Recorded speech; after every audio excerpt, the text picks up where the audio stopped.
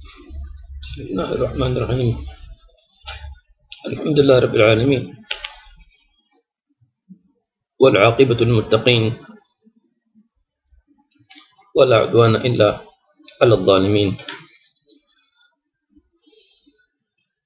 أحمد حمدا كثيرا طيبا مباركا فيه، وأشهد أن لا إله إلا الله وحده لا شريك له، الواحد الحي الذي لا يموت، القيوم الذي لا يفوت،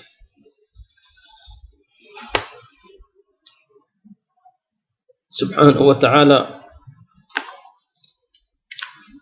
الذي كتب الموت والحياة ليبلوكم أيكم أحسن عملا، وهو العزيز الغفور. وأشهد أن سيدنا ونبينا وحبيبنا محمدا عبده ورسوله القائل: أنا أول من تنشق عنه الأرض يوم القيامة، صلى الله عليه وعلى آله وصحبه وسلم. إخواني وأخواتي في الله عز وجل، مضى بنا في الدرس أو الدروس السابقة العمر الثالث، وهو عمر عالم القبور، وهو أول منازل القبر، أول منازل الآخرة. فمن نجا في قبره نجا بعده. اللهم نجنا بفضلك وجودك وإحسانك. ثم وقفنا إلى أن يبقى الناس في قبورهم مدة ما بين النفختين،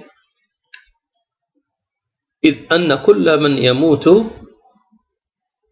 ينتظر الأحياء حتى يموتوا جميعا. وقلنا أن الموتى في قبورهم يعيشون حياة البرزخ، وهي حياة لها شكلها ولها طبيعتها، وهي تتعلق أكثر شيء بالأرواح أكثر من الأجساد، والجسد يشارك الأرواح في تلك الحقبة من الزمن في عالم البرزخ. وذكرنا فيبقى الناس هكذا، فإما في روضة من رياض الجنة يتنعمون مدة هذا البقاء، وإما حفرة من حفر النيران والعياذ بالله عز وجل. النار يعرضون عليها غدوا وعشيا، ويوم تقوم الساعة أدخلوا آل فرعون أشد العذاب والعياذ بالله عز وجل. اللهم إنا نسألك رضاك والجنة، ونعوذ بك من سخطك والنار. فيبقون في قبورهم منعمين أو معذبين والعياذ بالله عز وجل إلى أن يموت كل الخلائق في عالم الدنيا، أي فوق الأرض، فيموت جميعهم حتى لم يبق إلا الأنبياء فيموتوا كلهم، فتموت جميع الخلائق، الأنبياء والمرسلون والخلق أجمعون والبهائم والحيوانات والجن، وحتى يموت سيدنا جبريل وإسرافيل وغيرهم من الملائكة الكرام. فإذا مات جميعهم فلم يبق إلا الله، فيقول الله عز وجل وينادي: لمن الملك اليوم؟ لمن الملك اليوم؟ لمن الملك اليوم؟ فلا أحد يجيب لأن الجميع موتى. فيجيب الله سبحانه وتعالى على نفسه بنفسه فيقول: لله الواحد القهار، لله الواحد القهار. سبحان الله. فيبقى الناس هكذا في حالة الفناء، في حالة الإضمحلال، لا يدرون بشيء، لا يعرفون شيئا. ومنهم من ذهب جسده ومنهم من بقي جسده الأنبياء والمرسلين والشهداء والصالحين وغيرهم على اختلاف درجاتهم. ثم بعد ذلك حينما تكون أجساد بالية وأرواح مقبوضة سبحانه وتعالى، تجتمع الأرواح كما قال إمام الحداد رحمه الله تعالى: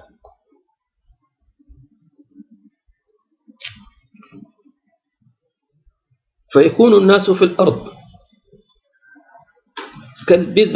كالبذرة المدفونة تحت الأرض، هي ميتة، فإذا ما أنزلنا عليها الماء اهتزت وربت. فكذلك الموتى في قبورهم كحبة نواة التمر حينما تدفن في الأرض. نواة التمر التي يخرج منها النخيل وتثمر بالثمار الطيبة، فإذا ما أنزل الله الماء انشقت تلك النواة وبدأت تطلع هكذا ثم هكذا، هكذا ثم هكذا، ثم تصعد النبتة. فلينظر الإنسان إلى طعامه، أنا صببنا الماء صبا ثم شققنا الأرض شقا فأنبتنا فيها حبا وعنبا وقضبا وزيتونا ونخلا وحدائق غلبا وفاكهة وأبا متاعا لكم ولأنعامكم. وقال في آية أخرى: كذلك يخرج الله الموتى، أو كما قال سبحانه وتعالى: منها خلقناكم وفيها نعيدكم ومنها نخرجكم تارة أخرى. فيبقى الناس هكذا، ويبقى عظم عجب الذنب اللي هو في نهاية العمود الفقري هذا، من خلاله يعيد الله تكوين الأجساد. فينزل الله عز وجل ماء من تحت العرش سبحانه وتعالى، ثم يأمر بالأجساد فتنبت كنبات البقل. تنبت الأجساد، لكن أجساد بلا أرواح. فتنبت الأجساد كما كنا ننبت أو تكتمل صورنا في بطون أمهاتنا. سبحان الله. فحينما يكتمل خلق الجنين وتصوره في رحم أمه، يرسل الله الملك لنفخ الروح. الناس في قبورهم حينما يكونون كالنواة المدفونة في التربة، فعندما يرسل الله عز وجل يأذن بالقيامة الكبرى، يأمر السماء يأمر السماء أن تمطر، فتنبت الأجساد في القبور كما كانوا ينبت الناس في أمهاتهم. فعلا الأجساد قبورهم الله عز وجل لا أرواح، الأرواح مقبولة عند الله في مال الله عز وجل. حينما يزول كزول المني في رحم الماء،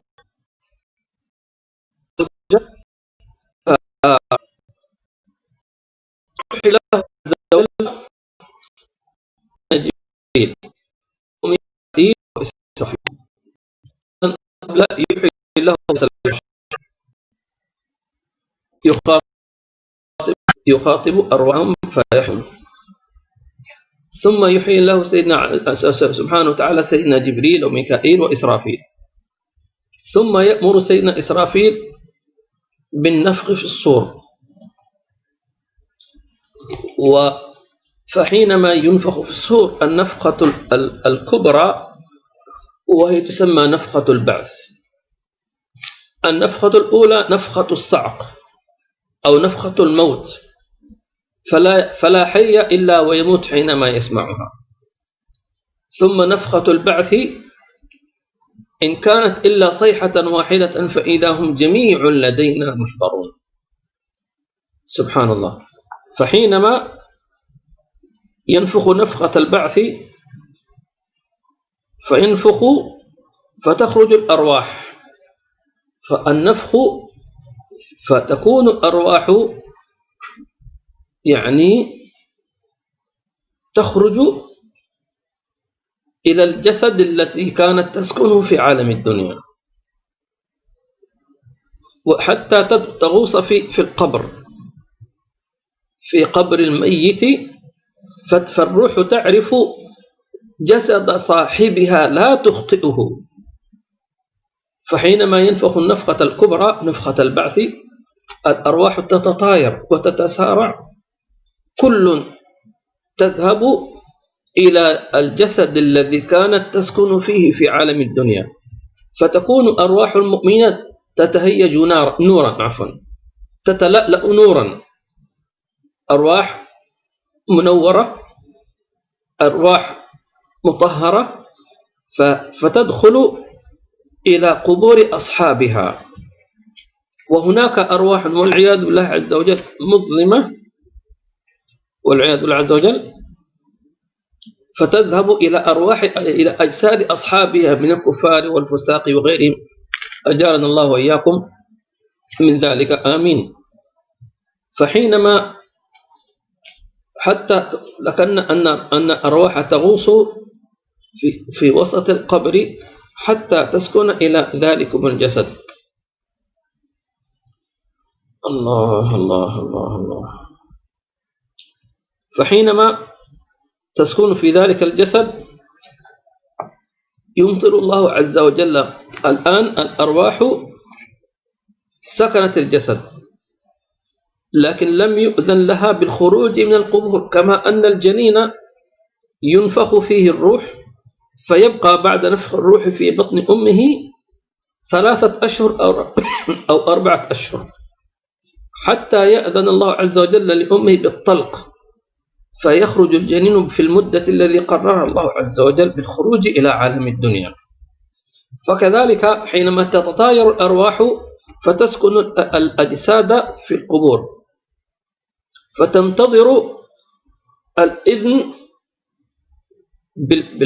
بالخروج من القبور، فيرسل الله عز وجل مطرا غزيرا يشبه مني الرجال، فينبتون من حيث دفنوا كما ينبت الزرع. ثم يأمر الله عز وجل سيدنا إسرافيل بالنفخة، نفخة البعث، فيحيون ويخرجون من القبور. سبحان الله. فيقومون من قبورهم على الهيئة التي ماتوا عليها. فمن مات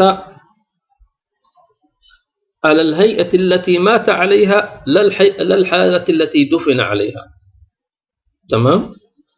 على ما مات عليه يبعث الإنسان على ما مات عليه. فإذا مات وهو يصلي، طبعا هو يدفن بعد تكفينه وتغسيله وكل شيء، يبعث وهو يصلي، يبعث وهو يسبح، يبعث إذا كان توفي أو استشهد في سبيل الله في الجهاد في سبيل الله، أو يبعث وهو صائم إذا مات وهو صائم، أو يبعث وهو يتلو القرآن، أو يبعث وهو يحج ويعتمر فيقول لبيك اللهم لبيك،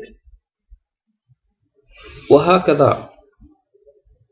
فاللهم وفقنا لما تحب وترضاه. فأول من تنشق عنه الأرض هو الحبيب صلى الله عليه وسلم، فيخرج جسده الأشرف الأكبر الأعظم. أنا أول من تنشق عنه الأرض يوم القيامة صلى الله عليه وعلى آله وسلم. ثم قبور من حواليه، فهنيئا لمن كان بجواره. وانتبهوا أيها الأحباب الأخوة والأخوات، يحشر المرء مع من أحب.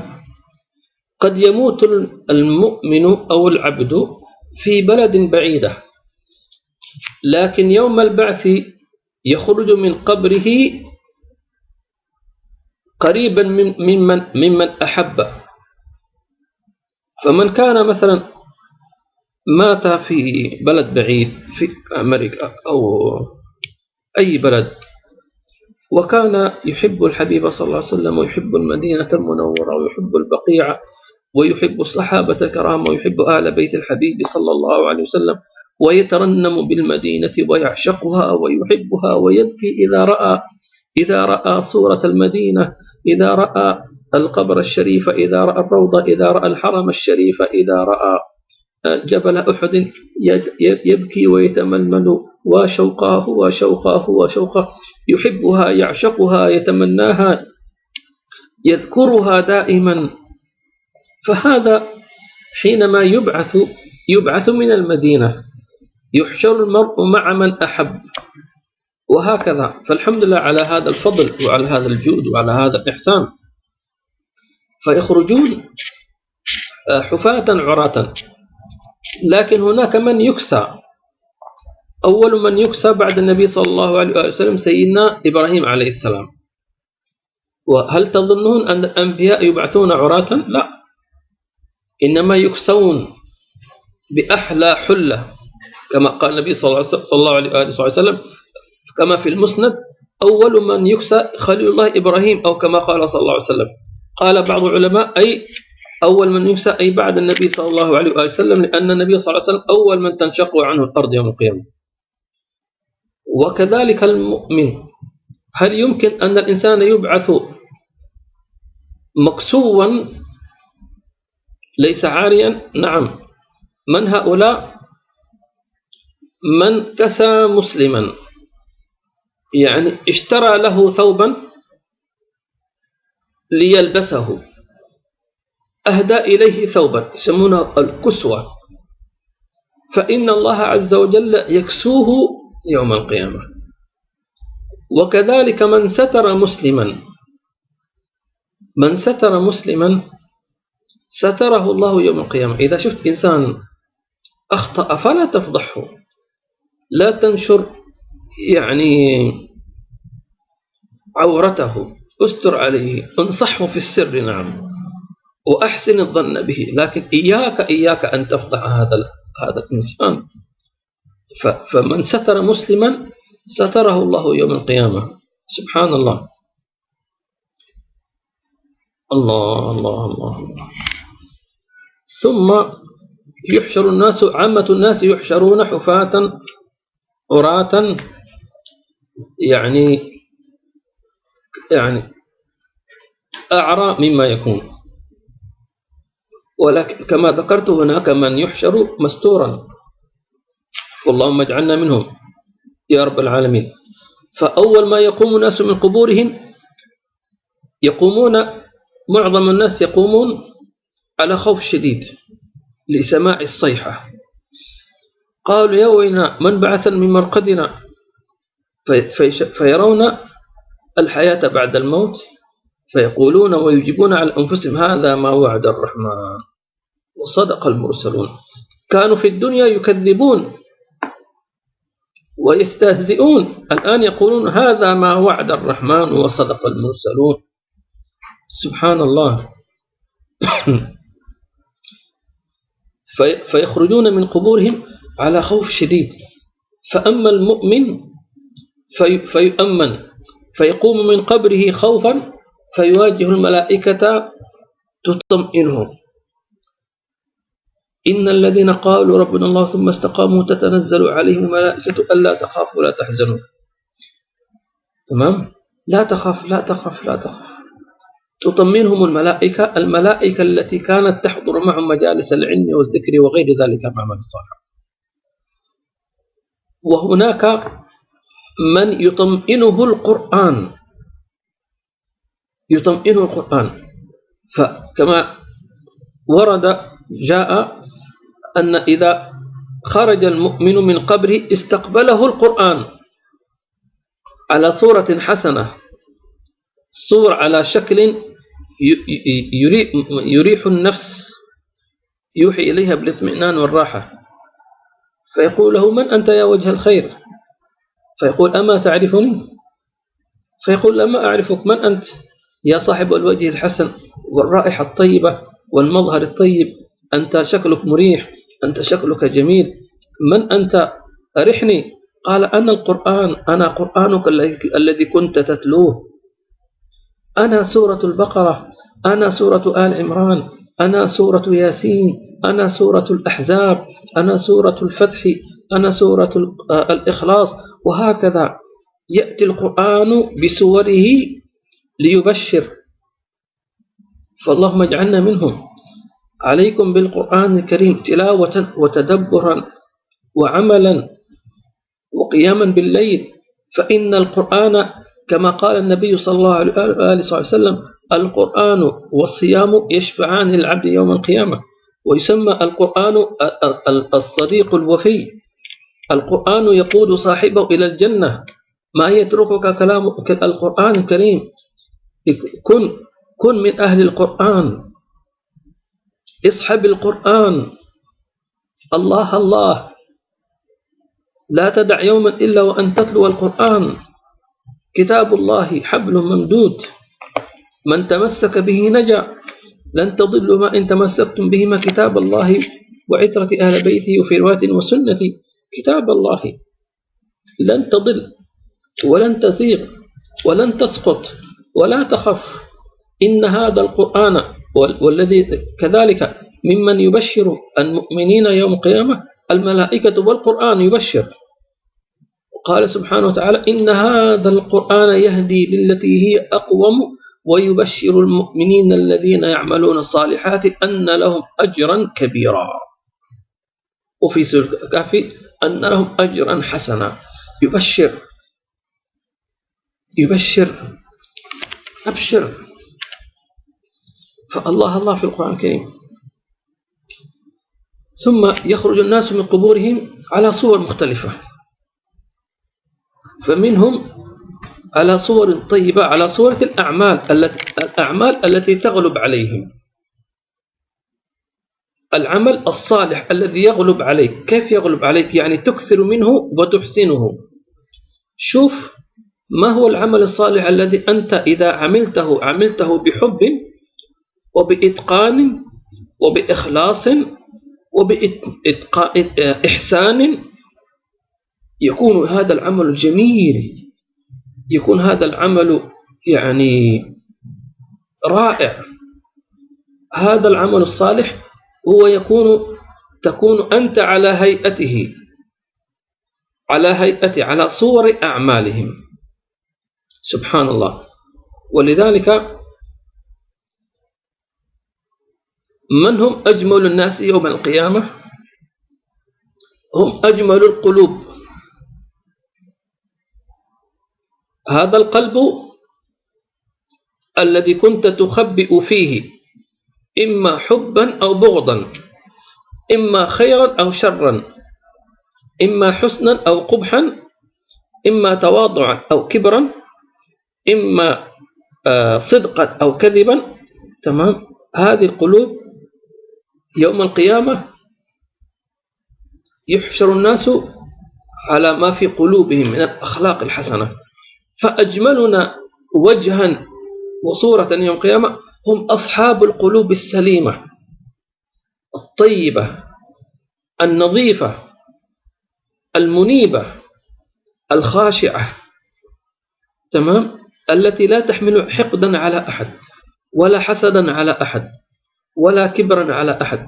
تحب الخير للغير، لا تحب الشر لهم. تحب للغير ما تحب لنفسها، بل تحب أكثر، مثل الأنصار يؤثرون على أنفسهم.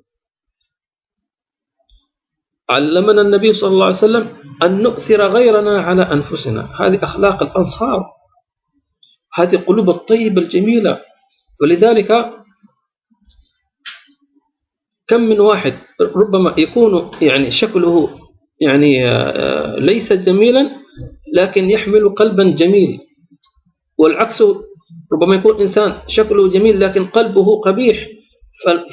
فاليوم القيامة يكون العكس، فتكون الحسن والجمال على صور القلوب. فأجمل الناس يوم القيامة أحاسنهم أخلاقا، أحاسنهم قلوبا، أجمل الناس، أحسن الناس. ولذلك وأقبح الناس هم أصحاب القلوب المظلمة الحقودة الحسودة المتكبرة الظالمة الكذابة الغشاشة، في قلوب والعياذ بالله عز وجل سيئة جدا، تكرهك وتتمنى لك يعني الموت، وتحسدك وتحقد عليك وتتكبر عليك، وتحمل في قلبها البغض والكبر والحقد والكراهية. هذه يوم القيامة تكون بشعة، تكون شديدة والعياذ بالله عز وجل. ولذلك أجمل القلوب هي القلوب المحبة لله ورسوله صلى الله عليه وسلم، المعظمة لله ورسوله صلى الله عليه وسلم، المشتاقة لله ورسوله صلى الله عليه وسلم، التي تعظم الله في القلب وتقدس الله في القلب وتحب الحبيب صلى الله عليه وسلم وتعظم الحبيب صلى الله عليه وسلم. هذه القلوب هي أجمل القلوب يوم القيامة، هي الوجوه الحسنة. قال سبحانه وتعالى عنها: وجوه يومئذ مسفرة ضاحكة مستبشرة. مسفرة أي من ضوء الفجر، أول ضوء الفجر يسمى الإسفار، الضوء الذي يظهر قبل شروق الشمس يسمى الإسفار. جميل جميل، ضوء جميل لا يتعب ناظريك ولا تفسد عينيك.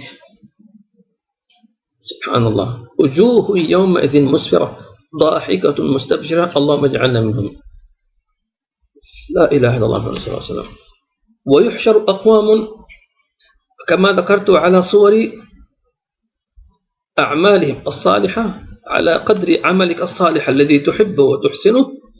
فمن الناس من تكون صلاتهم أحب الشيء إليهم، إذا صلوها بإتقان في أول وقتها على وضوئها وخشوعها وجماعة، فهو لائي كما قال النبي صلى الله عليه وآله وسلم: وجعلت قرة عيني في الصلاة. وأما الآخرون فالمفسدون الظالمون الكذابون الغشاشون النمامون المتكبرون، فيحشرون على صور قلوبهم والعياذ بالله عز وجل. فمنهم من يحشر على صورة القرد والعياذ بالله وهو النمام، ومنهم من يحشر على صورة الخنزير وهو الذي يأكل الحرام، ومنهم من يحشر على صورة العمي وهم الذين يظلمون إذا حكموا بين الناس فإنما يحكمون بالظلم والعياذ بالله عز وجل. وهكذا صور بشعة وأكلة الربا يحشرون كبيرة بطونهم، ومنهم من يكون وجه مشوه. صور كثيرة بشعة النبي صلى الله عليه وسلم رآها ليلة الإسراء والمعراج، رأى صورا من تلك الصور. سبحان الله، الله يجينا وإياكم من ذلك. وهناك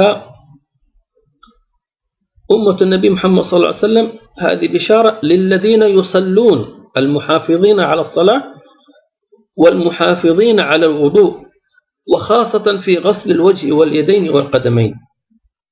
فحينما ينادى ألا تأتي أمة النبي محمد صلى الله عليه وسلم، فيقول النبي صلى الله عليه وسلم: هذه أمتي. أو كما قال صلى الله عليه وسلم، فيقول سيدنا موسى: وكيف تعرفهم وأنت لم ترهم لأنهم أتوا بعدك؟ فيقول: أعرفهم غرا محجلين من أثار الوضوء. فلذلك إذا غسلت وجهك ويديك وقدميك فأطل فيهما وزد قليلا، فإنها علامة يتعرف عليك بها النبي صلى الله عليه وآله وسلم. أعرفهم وجوه منورة، تمام. الغرة هي البياض كالبياض الذي في ناصية الخيل، خيل أسود لكن ناصيته بيضاء.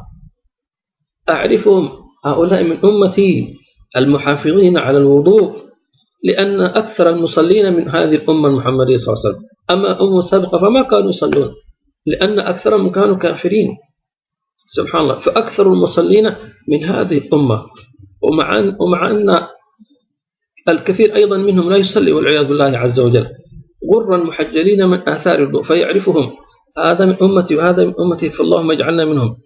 وأما الذي لا يصلي ولا يتوضأ أو لا يحسن وضوء، وخاصة في غسل وجهه أو اليدين والقدمين، فإنه لا يعرفه النبي صلى الله عليه وسلم، لا يعرفه، لأنه ليس عليه علامة الاتباع للحبيب صلى الله عليه وسلم. سبحان الله، نسأل الله عز وجل السلامة. فيحشر الناس كما ذكرنا يجتمعون على صعيد واحد، حتى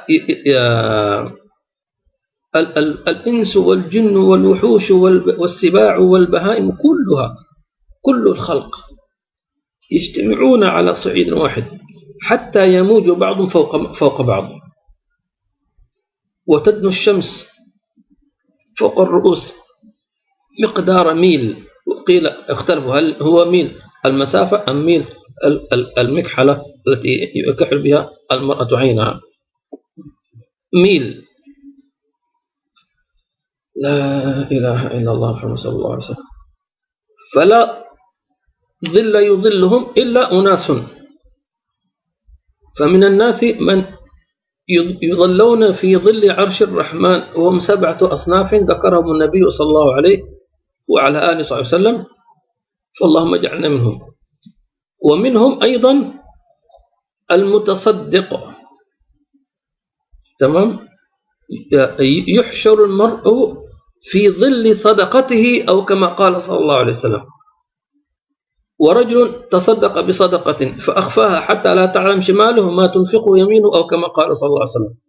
فالمتصدقون والمتصدقات بأنواع الصدقات، بالمال أو بالطعام أو بالماء أو باللباس أو غير ذلك، فإنهم يحشرون في ظل صدقاتهم، تظلهم صدقاتهم، فتتحول هذه الصدقات ولو بسيطة تتحول إلى أشجار، إلى بساتين تظل هذا صاحب هذه الصدقة. سبحان الله، اللهم اجعلنا منهم. أيضا هناك سورتان من سور القرآن لها خصوصية في أن تظل أصحابها يوم القيامة، فتتحول هاتان السورتان إلى غمامة تظل صاحبها أين في أرض المحشر. سبحان الله. ما هاتان السورتان؟ سورة البقرة وسورة آل عمران. والحبيب صلى الله عليه وسلم يعني شجعنا وحضنا على هاتين السورتين، فإنهما يظلان صاحبهما كالغمامتين. الله.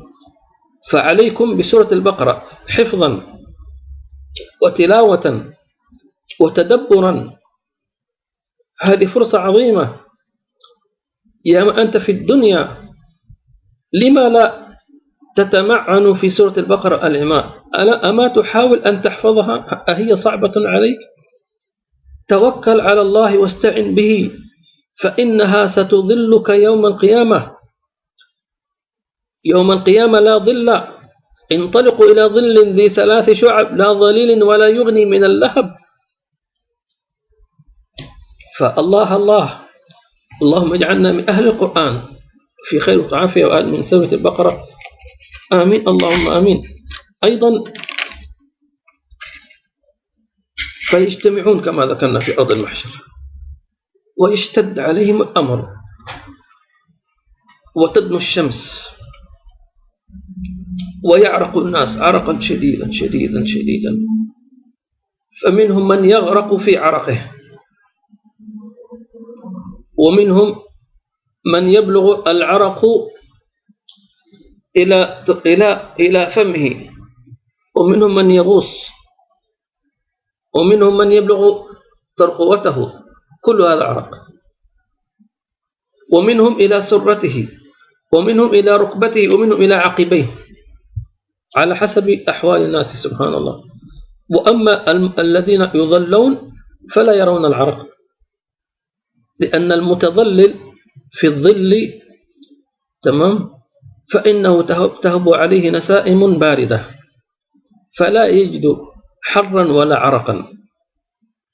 سبحان الله، اللهم اجعلنا منهم في خير وعافية، آمين. وفي شدة الكرب مع دنو الشمس والتعرق يكون عطش شديد شديد شديد جدا. سبحان الله، عطش شديد، إحساس بالعطش الشديد. ربما يعني يقطع الأكباد لكنهم لا يموتون. سبحان الله، لا يقضى عليهم فيموتوا. طيب، هل هناك من يسقى يوم القيامة؟ نعم، من سقى ظمآنا سقاه الله عز وجل. الذي يسقي الناس سواء كان يتبرع بالماء أو بحفر بئر أو بشراء براد ماء أو يشتري قوارير ماء ويوزعها، أو حتى يحضر ماء لأي شخص. أحضرت ماء لأبيك، أحضرت ماء لأمك، أحضرت ماء لزوجتك، أحضرت ماء لزوجك، أحضرت ماء فقط، جلبت الماء وصببته في الكاس وقدمت له، أو هيأت ماء لضيفك، سقيت ضيفك ماء على ظمأ، ستسقى في ذلك الموقف، ستسقى في ذلك الموقف. فاللهم اجعلنا منهم يا رب العالمين. لذلك إذا أتاك ضيف أقل شيء أن تسقيه ماء فتسقى في أرض المحشر إن شاء الله تعالى. كذلك من مات له طفل صغير فإن هذا الطفل يسقي والديه في موقف الحشر يوم القيامة. وحتى قيل أن بعض الصالحين يعني عزف عن الزواج، أي لا يريد أن يتزوج، يقول الزواج تعب ومسؤولية وتربية إلى غير ذلك، فهو قرر أن لا يتزوج. ثم نام ليلة، فحينما نام ليلة رأى نفسه في أرض المحشر وأنه شديد العطش والناس عطشة وعطشة وعطشة. ثم في أثناء ذلك الموقف رأى أطفالا يحملون أقداحا من الماء يسقون بعض الناس، فقال يا بني تعالى اسقني، فقال أنا لا أسقيك. فقال لماذا؟ قال نحن إنما نسقي آباءنا لأننا متنا صغارا وآباؤنا صبروا على موتنا صغارا، فأذن لنا بأن نسقيهم في هذا الوقت. قال فاستيقظ وعرف أنها رسالة له، فأراد أن يتزوج بنية أن الله يرزقه أولادا ثم يموتون وهم صغارا ليسقونه يوم القيامة. سبحان الله. الله ومع اشتداد الكرب يشتد الأمر على الناس فيتشاورون فيما بينهم، لأن هذا اليوم لم يغضب الله غضبا أشد من ذلك الغضب، والجميع ساكتون وخشعت الأصوات للرحمن فلا تسمع إلا همسا يتهامسون فيما بينهم. ماذا نعم؟ حتى الأنبياء. فيقول أحدهم نذهب إلى أبينا آدم، يذهب إلى آدم فيذهبون يا آدم أنت أول من خلق الله عز وجل، أنت أبا جميع الخلق، تشفع لنا عند ربك في فصل القضاء. فيقول نفسي نفسي نفسي نفسي، أنا أكلت من الشجرة في الجنة، أنا عصيت الله عز وجل، اذهبوا إلى أخي نوح. فيذهبون إلى سيدنا نوح، يا نوح أنت أول رسول عند الله سبحانه وتعالى وقد أثنى الله عليك فتشفع عند ربك. فيقول لا لا لا، اذهبوا إلى غيري، اذهبوا إلى موسى كليم الله، اذهبوا إلى إبراهيم خليل الله. فيذهبون إلى سيدنا إبراهيم خليل الله، طبعا سيدنا إبراهيم قبل سيدنا نوح عفوا. ويقول نفسي نفسي، اذهبوا إلى نوح، ثم نوح يقول اذهبوا إلى موسى كليم الله. فيذهبون إلى سيدنا موسى كليم الله، يا موسى أنت كليم الله وأنت اصطنعك الله بنفسه، تشفع لنا عند ربك. فقل نفسي نفسي، اذهبوا إلى أخي روح الله موسى عيسى عفوا عليه السلام. فيذهبون إلى سيدنا عيسى: يا عيسى أنت روح الله يكلمك القائل مريم وروح منه فتشفع عند ربك. فيقول: نفسي نفسي، اذهبوا إلى حبيب الله محمد صلى الله عليه وسلم. فيذهبون إلى سيدنا محمد صلى الله عليه وسلم فيقول: أنا لها، أنا خبأت، وكأنه يقول: أنا خبأت دعوتي لهذا اليوم، لم أستعجل. الأنبياء قدموا دعوات في عالم الدنيا، أما الحبيب صلى الله عليه وسلم فقال: خبأت دعوتي شفاعة لأمتي. سبحان الله. فيشفع فيسجد تحت العرش سجودا يحمد الله بمحامد أول مرة يحمده بها، يلهمه الله عز وجل، والناس يشاهدون متعجبون: من هذا الساجد؟ لأنه لا يسجد أحد في ذلك الموقف إلا الحبيب صلى الله عليه وسلم، من شدة الهيبة لم يجرؤ أحد أن يسجد من هيبة. فيشفعون. وطبعا قبل الشفاعة يؤتى بالنار وتعرض عرضا، فيخاف الناس ويجث الناس على ركبهم من شدة الخوف. سبحان الله.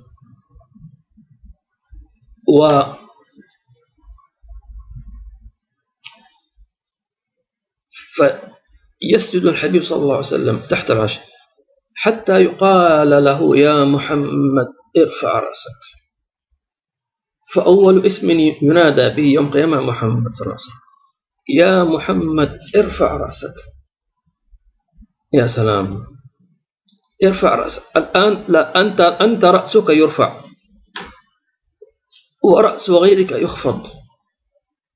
أنت كنت تطأطئ رأسك لي تواضعا وعبودية يوم فتح مكة، خفضت رأسك في يوم الفتح وأنت في نشوة النصر، وحقك أن ترفع رأسك، لكن تواضعا وعبودية وتذللا وخضوعا. أحسن الناس أنت، وأكرم الناس أنت، وأخشع الناس أنت، وأتقاهم. يا محمد ارفع رأسك. فيرفع النبي صلى الله عليه وسلم رأسه فيشاهده الناس: وقل يسمع لقولك، تفضل ماذا تريد أن تقول؟ وسل تعطى، اسأل ونحن نعطيك، واشفع تشفع، فتحنا لك المجال. أنت فقط يؤذن لك، أنت المأذون لك بالكلام، لا غيرك، لا يؤذن لغيرك. فيشفع في فصل القضاء، أي ببدء الفصل في يعني في الحساب. يعني حتى قالوا أن الناس يتمنون أن دخول النار، يفضلون دخول النار من أن يقفوا هذا الموقف الطويل على أقدامهم، لذلك سمى يوم القيامة. فيشفع في الخلق جميعا، يسمون الشفاعة الكبرى العظمى التي يدخل فيها جميع الخلائق حتى الكفار، وهو في فصل القضاء، أي في بدء الحساب. وهي حتى الكفار يتمنون أن يحاسبوا إما إلى النار أو إلى غير ذلك، نسأل الله عز وجل السلامة والعافية ذلك. فهنا أول من يحاسب سيدنا نوح، ثم سيدنا عيسى. فيقول الله سيدنا نوح: يا نوح هل بلغت أمتك؟ فيقول: نعم يا ربي بلغت أمتي. فيقول: أعندك شهود؟ فيقول: نعم. فيقول: من؟ فيقول: محمد وأمته صلى الله عليه وسلم. أنتم لتكونوا شهداء على الناس. المؤمن منا وصاحب الإيمان واليقين يكون من الشهداء للأنبياء. هذا فخر، هذا عز، هذا كرامة، أن الله عز وجل يجعلني أنا وإياك شهداء للأنبياء على أممهم. مع أننا نحن لم نعش زمن سيدنا نوح ولا سيدنا إبراهيم ولا سيدنا موسى ولا عيسى، ولم نرهم ولم نعرفهم، لكن قرأنا أخبارهم في القرآن وآمنا أن سيدنا نوح بلغ قومه، وسيدنا إبراهيم بلغ قومه، وسيدنا موسى وسيدنا عيسى وجميع الأنبياء والمرسلين بلغوا قومهم، ونحن نشهد بذلك. الله أخبرنا بذلك. الله أنتم شهداء الله في أرضه. فالحمد لله، هذا فخر لهذه الأمة المحمدية، أنتم الأمة التي تشهد لجميع الأنبياء والمرسلين صلى الله عليه وسلم، وتكون الشفاعة في دخول الناس بغير حساب، اللهم اجعلنا، وتكون شفاعة في تقليل الحساب، تخفيف الحساب، وهناك تكون الشفاعة للخروج من النار من كان في قلب مثقال ذرة من إيمان، وهناك شفاعة لمن في الجنة لرفع درجاتهم، هذه كلها شفاعة النبي صلى الله عليه وسلم. ثم يؤذن بعد الحبيب صلى الله عليه وسلم شفاعة الأنبياء وشفاعة الصالحين وأهل القرآن والشهداء، ولكل مؤمن شفاعة في شخص واحد. سبحان الله. اللهم شفع فينا الحبيب صلى الله عليه وعلى آله وصحبه وسلم. كما ذكرنا، والقرآن شافع شفيع يشفع. الله الله الله. من أشد الأهوال يوم القيامة الميزان والصراط، الميزان والصراط والحوض. فأما الميزان فتوضع فيه الحسنات والسيئات، وهذا يسمى الهول المطلع. تخاف الناس خوفا شديدا حينما توضع الصحيفة كل واحد منا في الميزان، فإن رجحت الحسنات نجا، وإن رجحت السيئات هلك، وإن تساوت ينتظر إلى حكم الله عز وجل ورحمته.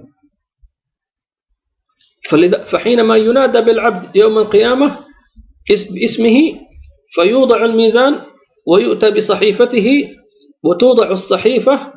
حينما توضع الصحيفة هنا يخاف يخاف يخاف يخاف يخاف، وبلغت القلوب الحناجر، يخاف خوف شديد شديد شديد شديد، لأن النتيجة إما سعادة وإما شقاوة والعياذ بالله عز وجل. وفمنهم من يأخذ الصحيفة بيمينه، ومنهم بشماله، ومنهم من وراء ظهره والعياذ بالله عز وجل. فمن يأخذ الصحيفة بيمينه معناته نجا. فنسأل الله عز وجل أن يدخلنا الجنة بغير حساب. إذا سألت الله عز وجل فلا تقل اعطني كتابي بيني، بقول اللهم أدخلني الجنة بغير حساب. أجمل في الطلب، فإنك تسأل كريم، تسأل كريما. اللهم أكرمنا بذلك. اللهم أدخلنا الجنة بغير حساب ولا عتاب ولا فتنة يا رب العالمين، في خير وفي عافية، آمين. لذلك الحسنة مهمة يوم القيامة، فأكثر من الحسنات. في بعض الأوقات الحسنة تتضاعف، في رمضان، العشر من ذي الحجة، في يوم الجمعة تتضاعف الحسنات، في مكة المكرمة، في المدينة المنورة، في بيت المقدس، في مكة المكرمة الحسن ب100,000 ما شاء الله. لذلك الإنسان يجتهد. كذلك هناك بعض الأعمال مضاعفة كالصلاة بالسواك، صلاة بالسواك أفضل من 70 صلاة بلا سواك.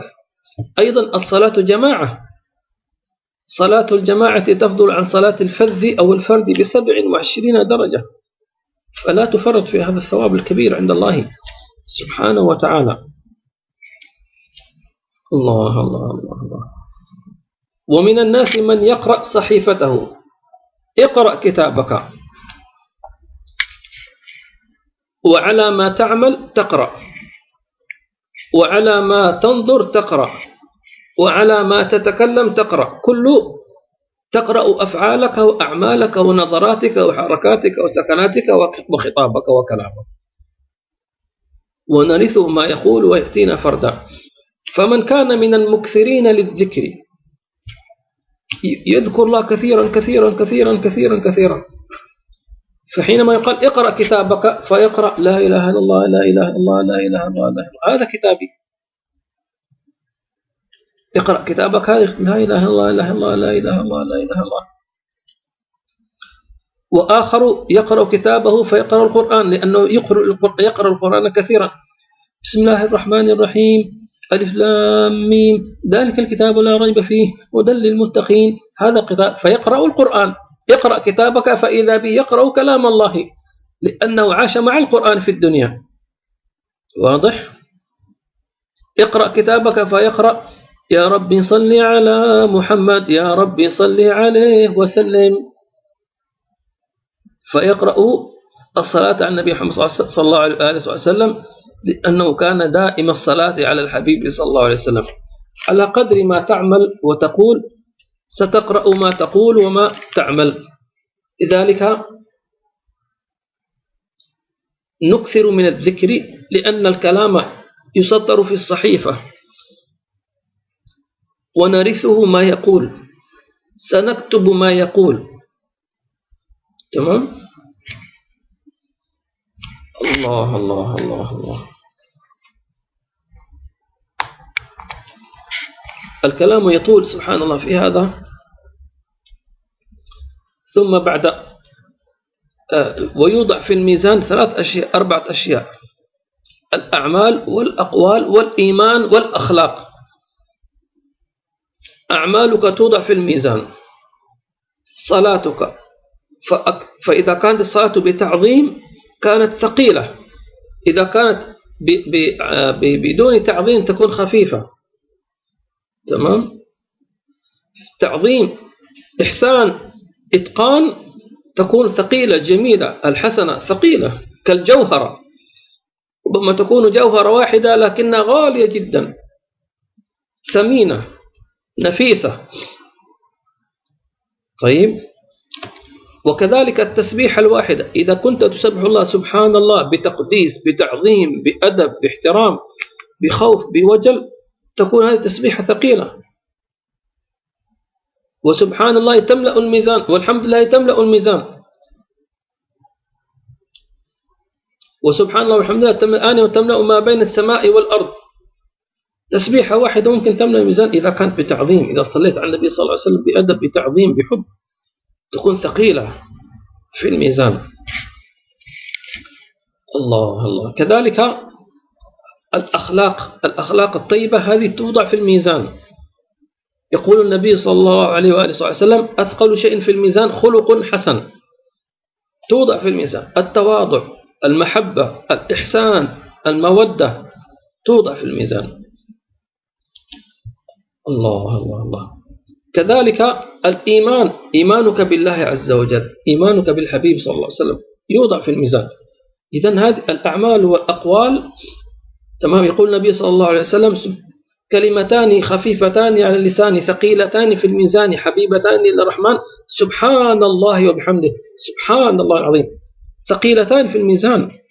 فلذلك نكثر من التسبيح، وخاصة في الأيام 10 من ذي الحجة نكثر من التسبيح، ثقيلتان في الميزان. هذا كلام الحبيب صلى الله عليه وسلم. وغير ذلك حبيبتان للرحمن. الحمد لله.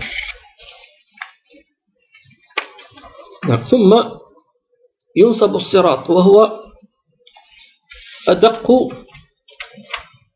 أحد من السيف وأدق من الشعرة، ويمر الناس عليها على كمال إيمانهم وسرعة في طاعة الله عز وجل، وخاصة في شيئين: في الاستعداد للصلاة، تمام، وفي إخراج خواطر المعصية. فأكثرنا يستعد استعدادا للصلاة، فمن الناس من يستعد للصلاة بعد الأذان، ومنهم من تفوت الركعة الأولى والركعة الثانية يبدأ يتوضأ، تمام، ومنهم من تفوت الجماعة فيتأخر، ولا يزال الناس أقوام يتأخرون حتى يؤخرهم الله. وأحسن من يتوضأ ويستعد الصلاة قبل دخول الوقت الصلاة، استعد. هذا إذا نصب الصراط وقيل له جزء فيسرع، وهكذا يسارعون في الخيرات، يسارع في الخيرات، في الصدقة، في الإطعام، في الأخلاق، في البذل، في المساعدة، في العبادة، يبادر ولا يتكاسل. وكذلك المسارع في نفي إخراج خواطر المعصية، لا يفكر فيها. أعوذ بالله من الشيطان الرجيم. وقالت هيت لك، قال معاذ الله، لم يسمح لنفسه بأن يفكر، معاذ الله. سريع في نفي خاطر المعصية، كذلك يكون سريعا في الجواز على الصراط. ومما يثبت القدم على الصراط كثرة الخطى إلى المساجد، كثرة المشي إلى مجالس العلم والذكر، المشي قضاء حاجة مسلم، خدمة الوالدين، والساعي على اليتيم والأرملة، هؤلاء يثبتون. المشي إلى مجالس العلم، من سلك طريقا يلتمس فيه علما سهل الله له به طريقا إلى الجنة، والطريق إلى الجنة يوم القيامة هو الصراط. سبحان. أما الذي لا يصلي ولا يحضر مجالس العلم ولا الذكر ولا يخدم الناس ولا يساعدهم ولا يخدم والديه ولا يقيم ليل، فكيف يثبت؟ الذي يذهب إلى أماكن الغفلة والفجور كيف يثبت؟ يا مقلب القلوب والأبصار ثبت قلوبنا على دينك، آمين. نعم. ثم يكون طبعا فيجوز الناس على الصراط ونورهم يسعى بين أيديهم وهم المؤمنون، لأن الصراط مظلم وأنت لا ترى ذلك، تضيء لك أنوار أعمالك. لذلك نحن نقول أن الأعمال الصالحة فيها حسنات وفيها نور. كل عمل صالح تعمله تأخذ عليه ثواب اللي هو الحسن بعشر أمثالها وربما أكثر، وتأخذ عليها نور. كل عمل صالح، كل آية في القرآن فيها نور، كل صدقة فيها نور، كل ركعتين فيها نور، كل يوم تصوم فيه نور، كل كلمة طيبة فيها نور، كل خطوة في سبيل الله فيها نور. طيب، هذه أنوار أنوار أنوار. سورة الكهف التي يقرأه الإنسان يوم الجمعة له نور، كل وضوء تتوضأه نور، كل مجلس علم وذكر تحضره نور، كل تسبيحة نور، كل تحميد نور، كل صلاة على النبي محمد صلى الله عليه وسلم نور. هذه أنوار أنوار أنوار أنوار تجتمع هذه الأنوار حتى تكون في قلبك وفي عينك وفي سمعك وفي روحك وفي قبرك. ويوم القيامة وعند الصراط قال الله سبحانه وتعالى: يوم ترى المؤمنين والمؤمنات يسعى نور بين أيديهم وبأيمانهم، يعني نور يسبقهم، نور قوي. حتى جاء في بعض الروايات أن النار تقول: جز يا مؤمن فقد أطفأ نورك لهبي، لأن هذا نور الله عز وجل. اللهم أكرمنا بذلك. ثم يأتي الحوض فيردون عن النبي محمد صلى الله عليه وسلم فيغتسلون ويشربون ويذهب عنهم البؤس والتعب والخوف. فمنهم من يسقى بيد النبي محمد صلى الله عليه وسلم، اللهم اجعلنا منهم. ومنهم من يشرب من أواني التي على ضفاف نهر الكوثر. ومنهم من يسقى بيد السيدة فاطمة الزهراء وسيدنا علي رضي الله تعالى عنهم وارضاهم. فاللهم اجعلنا من خواصهم، أسأل الله عز وجل إلى أن يأتي العمر الخامس وهو الأخير نتكلم عنه في اللقاء القادم. أسأل الله عز وجل أن يثبتنا على الصراط وأن يدخلنا الجنة بغير حساب مع أن سيدنا محمد صلى الله عليه وسلم في خير وعافية بغير حساب وعتاب ولا فتنة وحساب. وصلى الله على سيدنا محمد النبي الأمي وعلى آله وصحبه وسلم، والحمد لله رب العالمين.